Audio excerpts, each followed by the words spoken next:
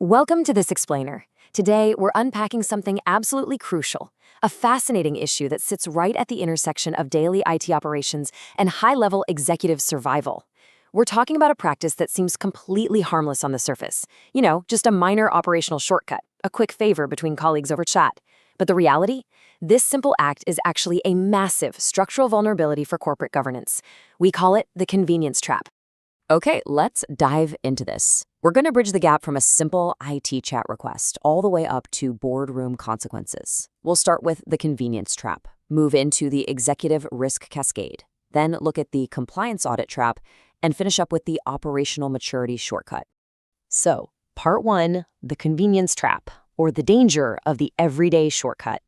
Let's speak directly to the IT and security professionals listening right now. We completely get the operational reality you're facing. There's this immense, constant pressure to keep systems running, deploy code on time, and just resolve tickets instantly. But ask yourself, is your IT team granting critical database access through informal chat messages? Just picture the overworked system administrator. A deployment is stalled. Suddenly, a message pops up on Teams or Slack. Hey, can you quickly grant me admin rights to the production environment to fix this? In the heat of the moment, just to resolve that daily friction, the access is granted. There's no formal ticket, no documented approval, just a quick favor to keep the business moving. Now, what's really interesting about this slide is the stark contrast it shows.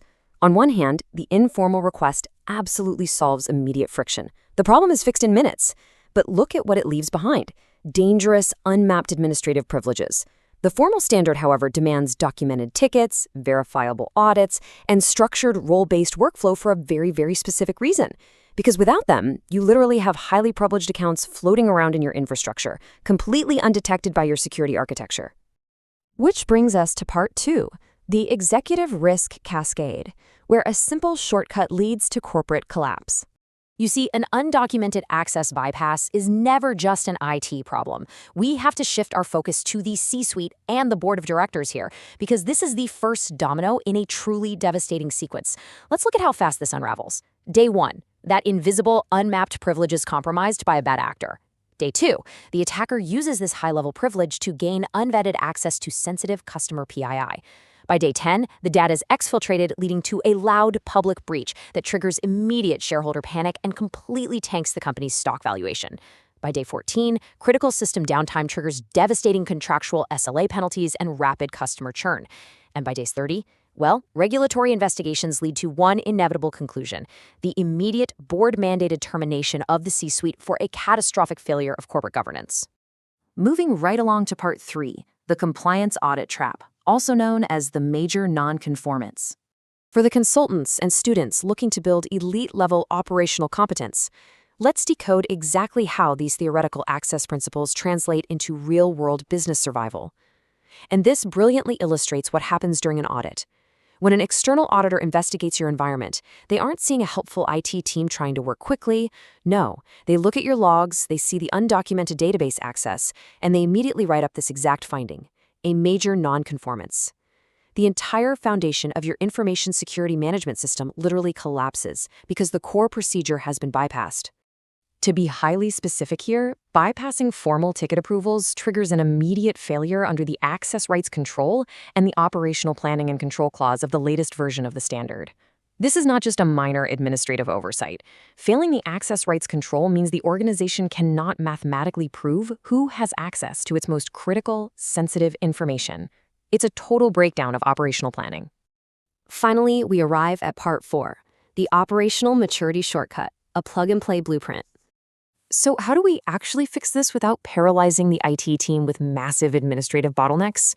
Well, for consultants aiming to deliver repeatable security value and IT pros who really need to protect their infrastructure from catastrophic exposures, the absolute best solution is a professionally drafted 12-page access control procedure template.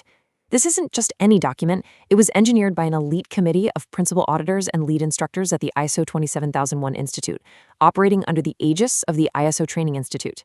It's available in a fully editable Microsoft Word format, and it provides a plug-and-play architecture for friction-free role-based access registration, emergency privilege elevation, and completely secure deprovisioning workflows.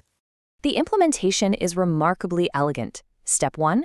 You simply open the document and replace the default hypothetical placeholders, things like ABC Technologies, Private Limited, and the acronym ABCTPL, with your own organization's details. Step 2, you deploy the procedure. It's that simple. While that customization takes literally just a couple of minutes, a sincere implementation of these protocols instantly secures your organization a 15 to 20-year head start in operational maturity.